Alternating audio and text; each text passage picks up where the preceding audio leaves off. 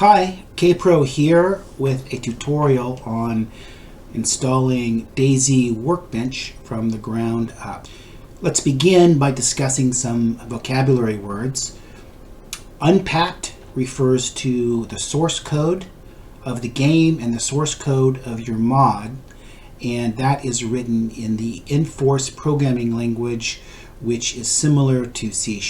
Packed refers to the compiled versions of that code. These compiled versions have the file name extension of .pbo. Packing or building refers to compiling the unpacked source code into packed PBOs. A mod is a collection of PBOs that define the actions that you want the game to perform.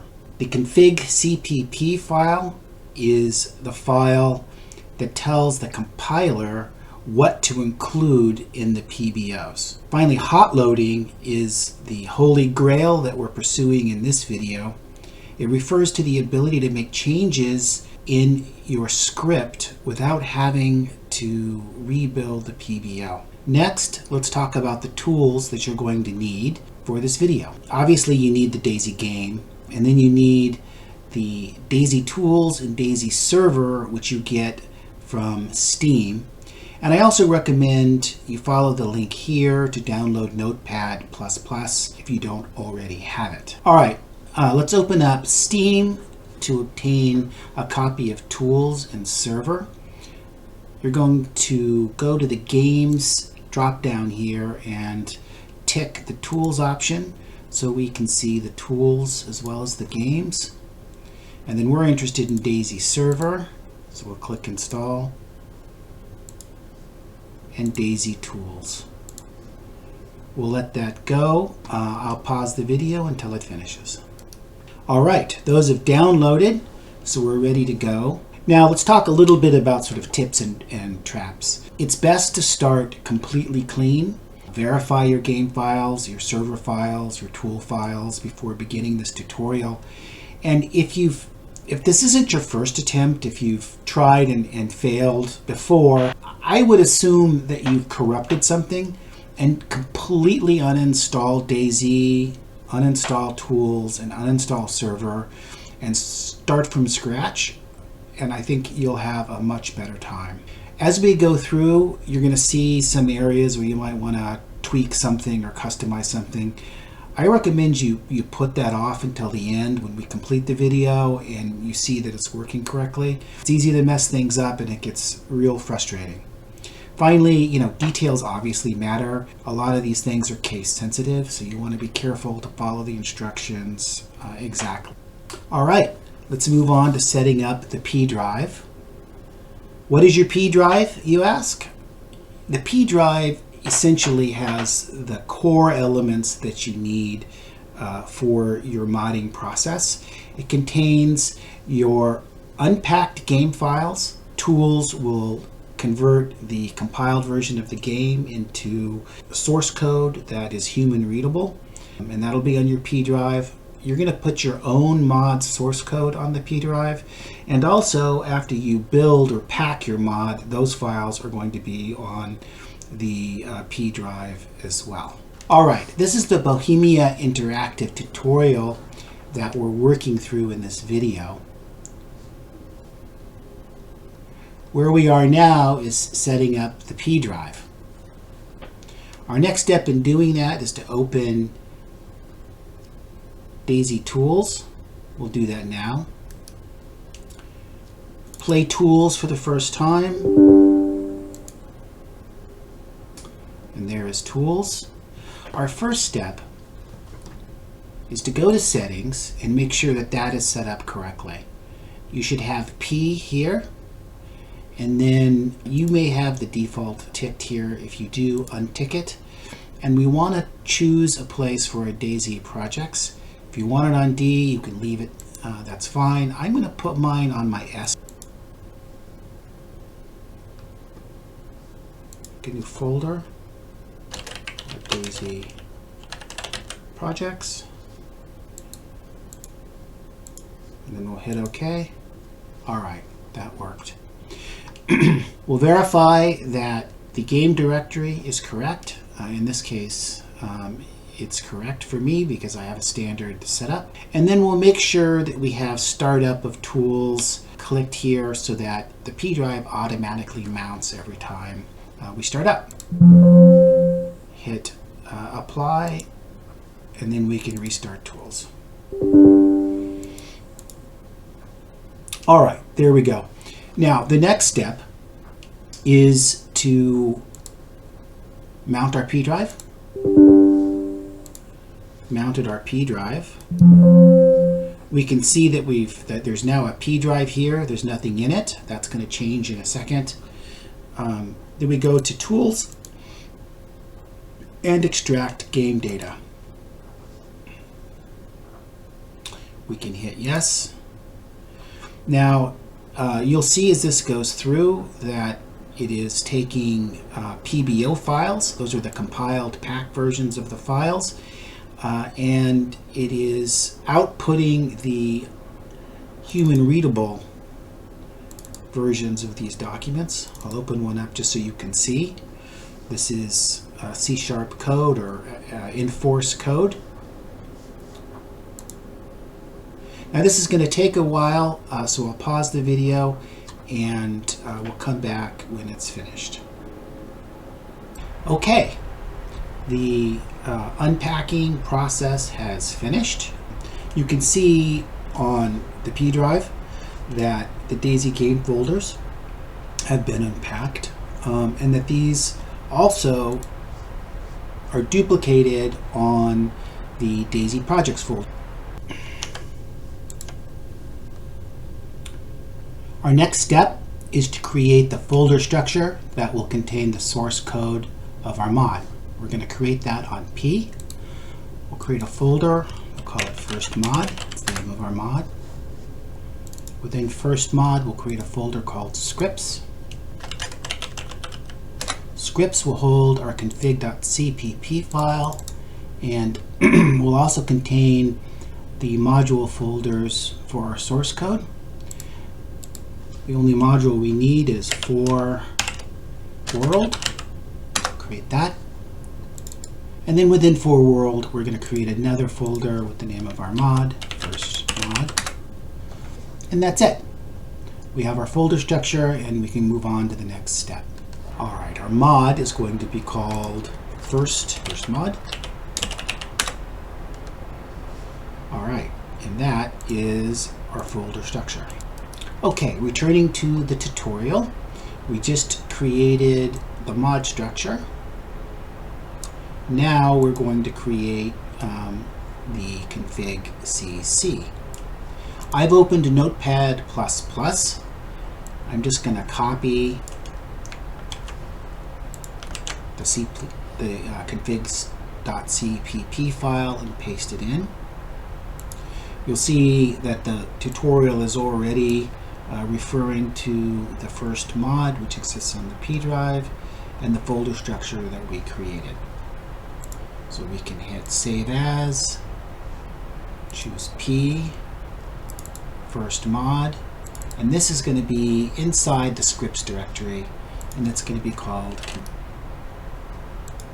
Okay, our next step is to create the file structure for our packed mod. The packed mod has the following structure. We're going to create a root folder mods, and then within that, each one of our packed mods will be prefixed with an @ symbol, and then as a subdirectory there will be an add-ons folder. Let's create the structure. We'll create a folder mods. Within mods, we will create @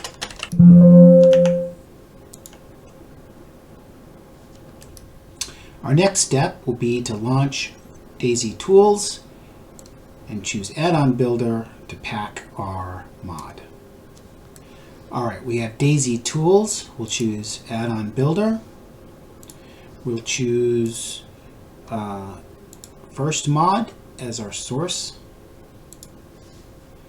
and then we'll choose mods, first mod, add-ons as our destination.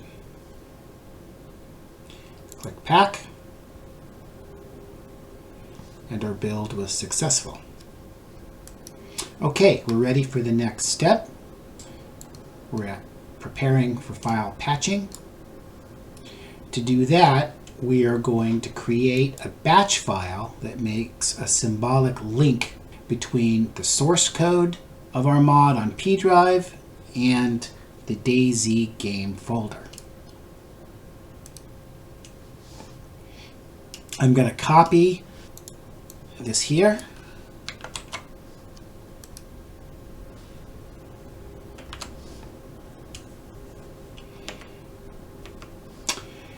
And I'm going to paste it in a new file in Notepad.c++. And then we'll go get our dayZ game folder.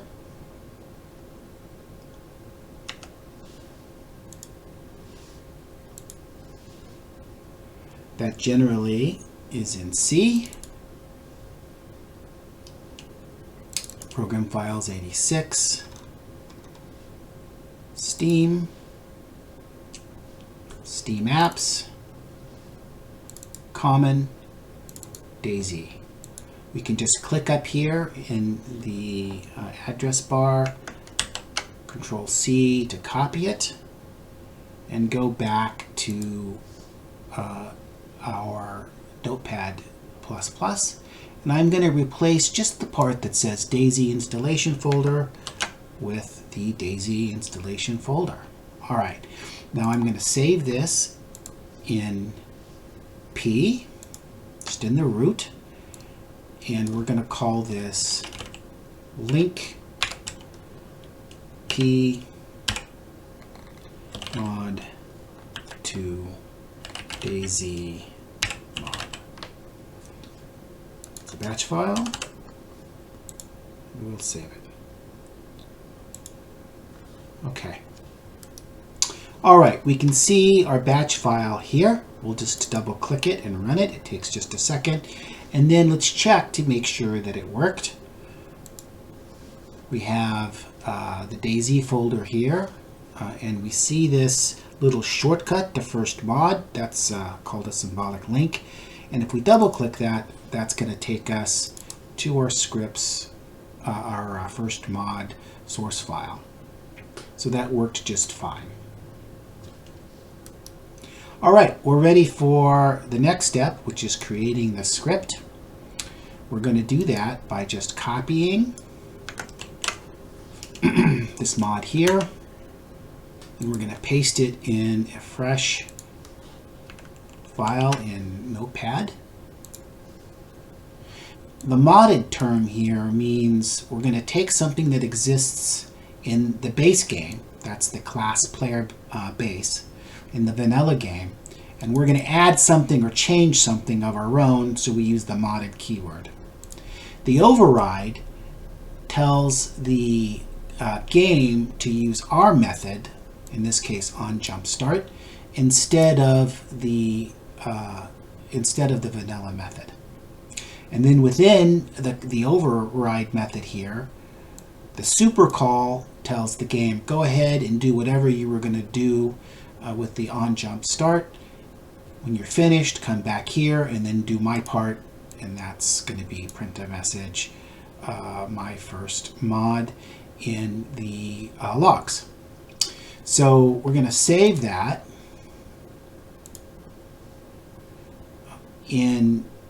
on the P directory in first mod, scripts for world, first mod, and we're going to save it here, and we're going to call this modded playerbase.c.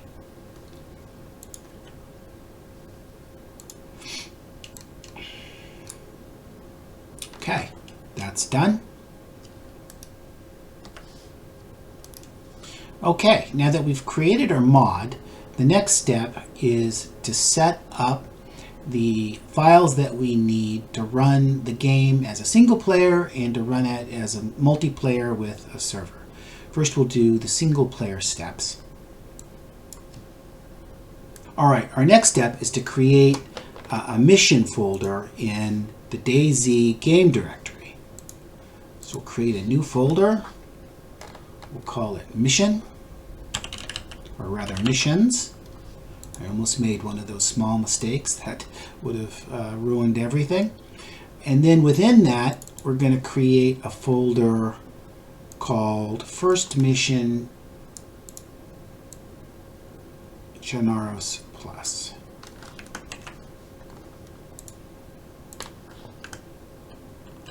Like that. Okay. Now we need to create an Init.c file within that folder we just created. So we'll copy all of this. Make sure we get it all. Paste it in a new Notepad++ file. And we're going to save that. Not there. In dayZ directory missions, first mission Gennaros Plus, and it's going to be called Init.c.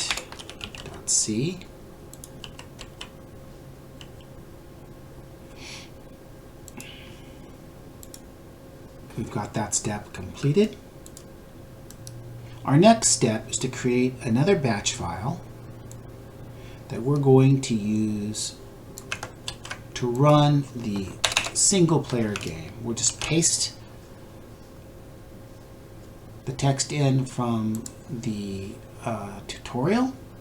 And again, we need to replace the dayZ installation folder. So we can do that here.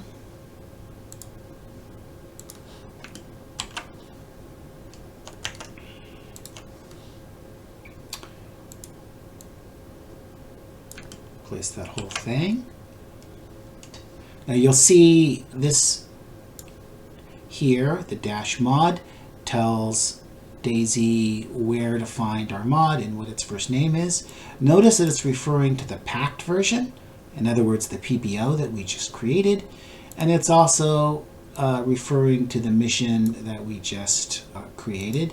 And then file patching enables debugging, so that's why that's there. Critically, you'll notice that dayZ diag, which is the diagnostic version of the exe, is what we're using. We have to use the diagnostic version if we want debugging to work, and that is the whole point. So we're going to save this in our dayZ directory. Put it in our dayZ directory there, and we're going to call this start single player game. Save it as a batch file.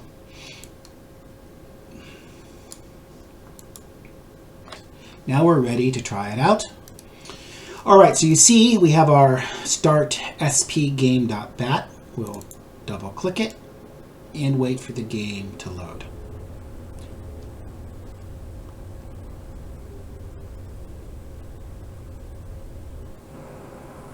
And there we are. We're in our single player game. And we have the things that we told it to provide our player, the apple and the shirt. I'll show that to you in a second. So it worked.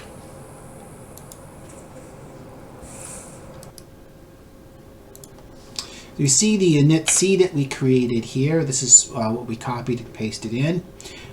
It includes the line that says which survivor we want, what we want her to wear, and that we want her to have an apple in her inventory. That's our Init.c. All right, so that worked. Now we're ready to test multiplayer. We're going to follow the same drill that we did before. We're going to create a batch file.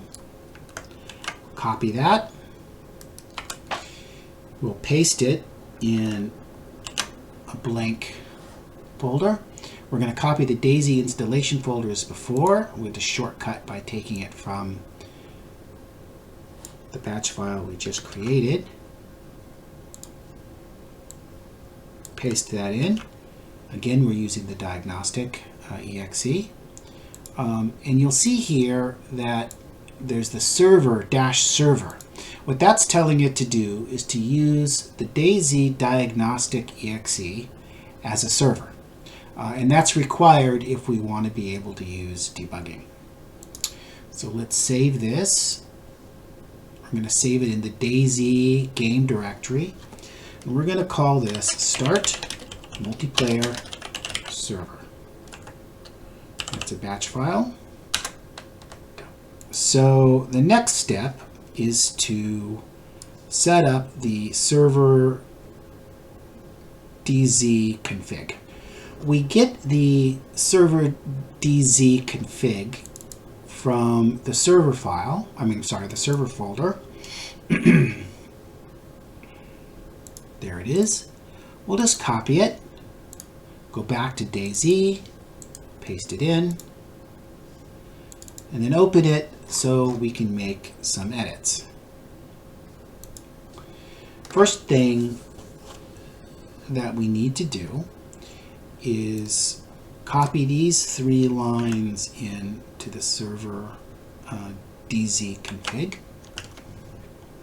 You can put them anywhere, but I'm going to put them right here because I'm going to need to delete this duplicate line because we put one in there, so we're just going to delete the duplicate. And you can see what we've done is we've told it not to use BattleEye because BattleEye doesn't work with the diagnostic.exe. And we've said don't bother looking for verified signatures. Signature verification, if you're not familiar, is what BattleEye uses to make sure that the server and the clients are all running exactly the same code. We're not going to use that because this is for testing purposes. And then allow file patching is necessary if we're going to use debugging. Now there's another change we can make right now, which is you could put your name in here so it will have a host name, and we can hit save. Notice that this is the one that we're saving is in the dayZ game folder here. All right, now we're ready for our last step on this part anyway. We're going to create another batch file. We'll just copy this. Then we'll paste it into a fresh file. We'll take our dayZ game directory, steal it from one of our previous batch files, plug it in, paste it in. Now, again, you'll see that there's file patching, which is going to allow us to use debug. And then this is also the default port. We're going to save this again in the dayZ game directory. We're going to call this start mp game.bat. Save. Okay, and now we're ready to test. We test by running the batch files from the dayZ game directory. We've already tested the single player, so we're going to test the multiplayer now. You always start the server before the game. Now, there is a problem. It's going to fail because the directions on the BI tutorial are not quite right. You'll see here that it's going to stick at reading the mission, and it says that no mission script was found. No problem, we'll fix that right now. X out of that.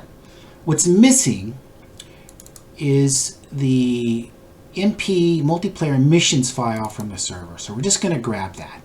MP missions, we're going to copy it.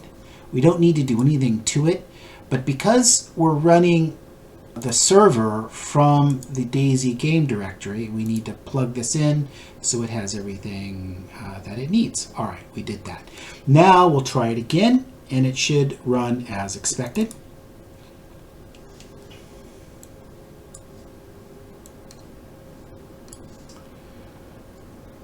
It's reading missions again,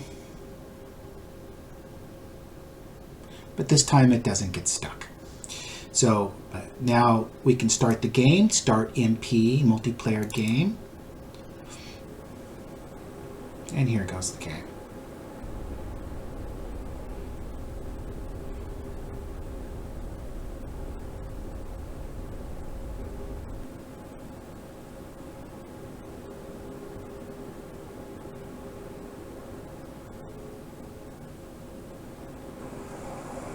right, there we are in the game. Everything worked as expected. We can close out of this and move on to the final steps. All right, the final step is just hooking up Workbench so that we can use the hot loading feature. You'll notice we're on a new page here of the tutorial.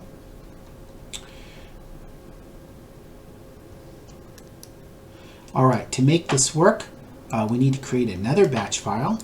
We'll just copy that link and we'll paste it in. We're going to need to pull the dayZ installation folder. Paste it in here, just that part, leaving the /scripts. So what we're doing is we're creating a link that's going to be in our dayZ folder, and it's going to create a subfolder within our dayZ game folder called scripts, and that's going to point to our scripts folder on P. And if you recall, what's contained in the scripts folder on P are the unpacked versions of the dayZ game. In other words, the human readable C# source files of the dayZ game. We'll save this, and we're going to save this one just in the P drive. So let's go to P. We're just going to save it in the root there. We're going to call this link P scripts to dayZ scripts. It's a batch file. Save it. Okay, so we're in the P directory, or rather the P drive, and we have the link P scripts here. We'll just double click it to run it. And now we just need to check to make sure that it worked. This is the dayZ game directory. And you see we have our symbolic link that we created earlier to the source code of our mod. In here we have the symbolic link to the dayZ unpacked game files. Let's just double click to make sure that that took. It does normally, but sometimes there's a problem. So there we have it. We're ready for the next step. Now we're ready to launch Workbench, set it up, and test it out. Let's launch dayZ Tools.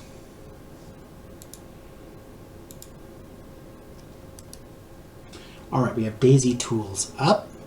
We're just going to click on Workbench.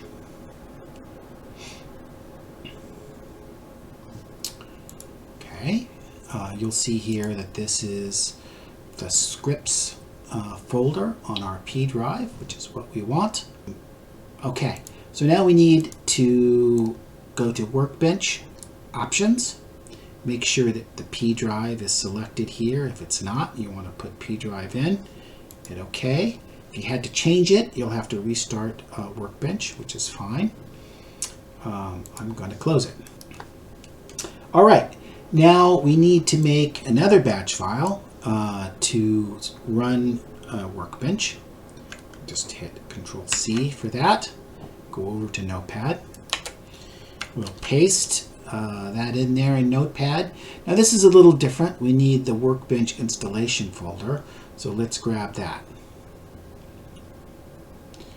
We go from dayZ to the common, dayZ Tools, bin, all the way down here to Workbench. And that's the folder that we want. So we'll hit Control-C and go on back to Notepad++. And we'll paste that in here. Okay, that looks good. I'm going to save this again. We're going to save this in P drive. We'll call this launch Workbench. Save it as a batch file. Okay. Now we're ready to test it out. We're going to launch Workbench from our batch file.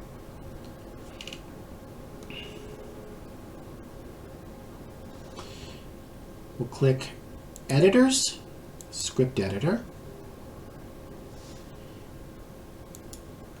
Click on Projects. We may need to come up to Windows and tick Projects here to make it show. If it doesn't show automatically. And you'll see this is a mess. We're gonna fix this after we finish the tutorial. But this is basically all of the unpacked game files, and we can click on them and browse them and see if we want to change anything in them, which we often do. But we see this is our first mod folder, and it's existing within ForWorld, which is where we put it. And we can see our modded player base. I'm just going to double click that. You can see that's what we pasted in. And we want to see if the debugging works. Let's start the game and check it out. All right, remember, we put the batch files to start the game in the server in dayZ game folder. We're going to test out multiplayer because I think that's what most of us are interested in. Recall that we're going to start the server first. Let's click that. I like to wait in just a few seconds until it gets to missions and gets past missions. There it is. Then I'll start the MP game. Now, I'm going to come back to Workbench, and down here in the lower right-hand corner, we're going to see a notification that the debug is hooked up. So hopefully we're going to see that, and that's one way we'll know we're on the right track.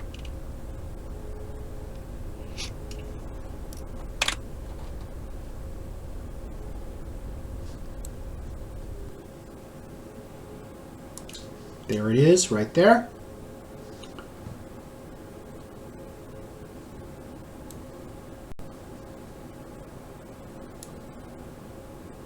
You're going to see why I have it, I have the game screen smaller than my entire screen.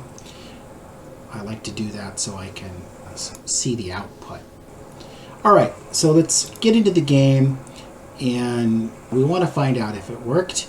Remember, what the mod is we told it, whenever you jump, do this extra thing. Print to the output, my first mod, yay. Okay, so let's see if that works. I'm going to hit continue, I'll hit spacebar to jump, and there you go. Each time I hit spacebar, it gives that little message.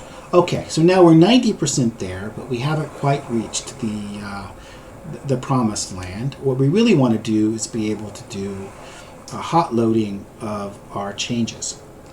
So to do that, well, actually, I just want to establish for sure that it's working. So what I'm going to do is make a breakpoint, and you see the way I did that is I sort of clicked in the space between the line numbers and the code section, and it makes this a little red dot. Sometimes you'll see an X through the red dot. That's not an error. That's telling you that that breakpoint's not going to work for some reason. And in later videos we can talk about what those reasons might be. So anyway, I created a breakpoint here. Let's get back into the game. I'm going to hit space to jump, and then you can see what happened here is we reached a breakpoint, and we can check if we had variables that were set, we could be able to hover over them and check and see what their values were. We can cover that in later videos, but the breakpoint is working. I'm just going to get rid of it by clicking on it again. Come down here, tell the game to go ahead and finish its jump. Now the last thing we need to do is to make sure that the hot loading is working. That is where we make a change in the script and see it in the game without having to exit and build the PBL. So let's test it out by making a change. We'll make a change to this print statement. Let's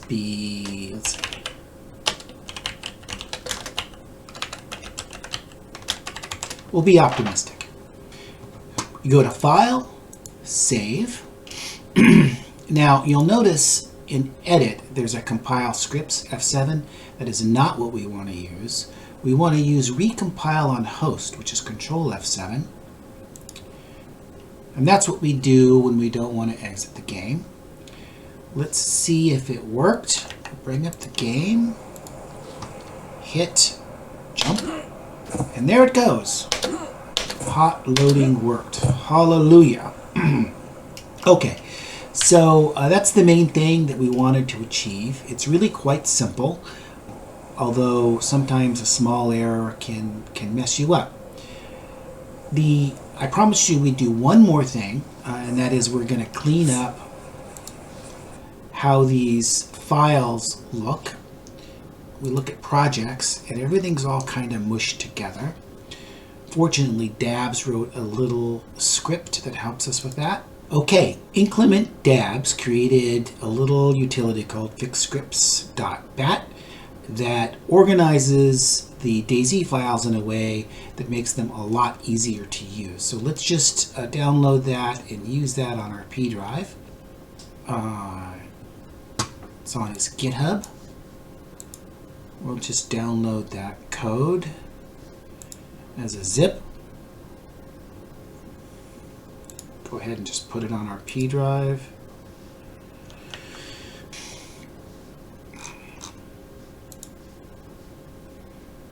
Let's unzip it.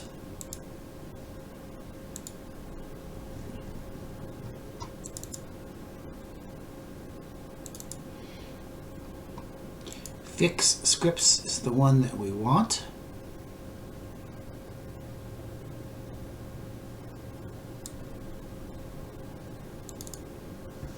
Okay, and we're just going to click on it, tell it to run, and that's it. Now what we want to do is go back into Workbench, back into the script editor, and now everything is organized much better. It's in a dayZ folder. All of the original dayZ files are in a dayZ folder, and our mod is easily identifiable here. So that is it. Take care for now.